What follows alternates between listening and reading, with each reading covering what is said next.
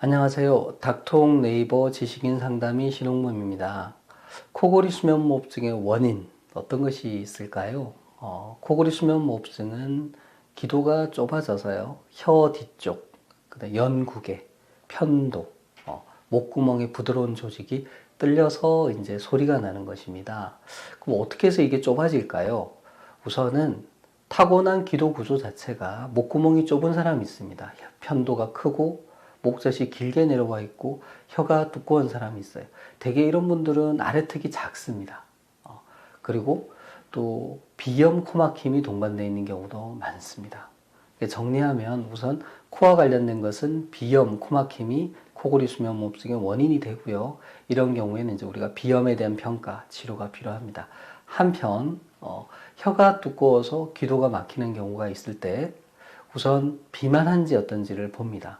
체중이 많이 나가시는 분들, 그러니까 복부 비만, 뱃속에 지방이 많이 있는 이런 분들의 경우에는 그 뱃속의 지방, 우리가 내장 지방이라 그러죠. 내장 지방의 양과 혀 속에 있는 지방의 양이 비례합니다. 그래서 뚱뚱하신 분은 혀도 뚱뚱해지고 그 뚱뚱한 혀가 기도를 막아서 호흡을 힘들게 한다. 이렇게 알려져 있습니다. 그러니까 코골이 수면무호흡증의 원인 중에 하나가 비만이 될 수 있는 거죠. 그러니까 체중을 줄이는 게 중요하고요. 그리고 어릴 때 편도나 아데노이드가 커서 입을 벌리고 자는 습관을 가지고 있었던 경우에는 아래턱이 충분히 자라지 않기 때문에 아래턱이 작아지고 혀가 상대적으로 커져서 그게 기도를 막아서 코골이 무호흡증이 생길 수 있습니다. 실제 우리 유전적으로 얼굴의 모양이 결정이 되기 때문에요. 아래턱의 크기, 혀의 두께도 다 유전적으로 결정이 됩니다. 그래서 유전적인 요인도 코골이 수면무호흡증의 원인이 되겠습니다.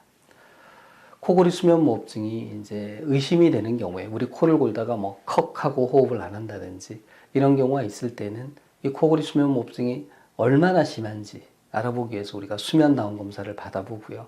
그 검사 결과를 토대로 해서 치료를 하게 되는데요. 비수술적인 치료로는 이제 양압기 치료가 있습니다. 양압기라 그래서 어떤 의료 장비가 있고 거기서 나오는 일정한 압력의 공기를 이용해서 코를 통해서 바람을 불어넣어서 기도를 열어주는 이런 치료가 있습니다. 양압기 장비는 200만 원이 넘는 상당히 고가 장비인데요. 최근에는 건강보험이 적용이 돼서 수면다운 검사 통해서 수면무호흡증으로 진단된 환자에 한하여 양압기를 임대해서 사용할 때 건강보험에서 요양비 형태로 지원을 해줍니다. 그래서 크게 경제적인 부담 없이 양압기를 사용해 볼 수 있습니다.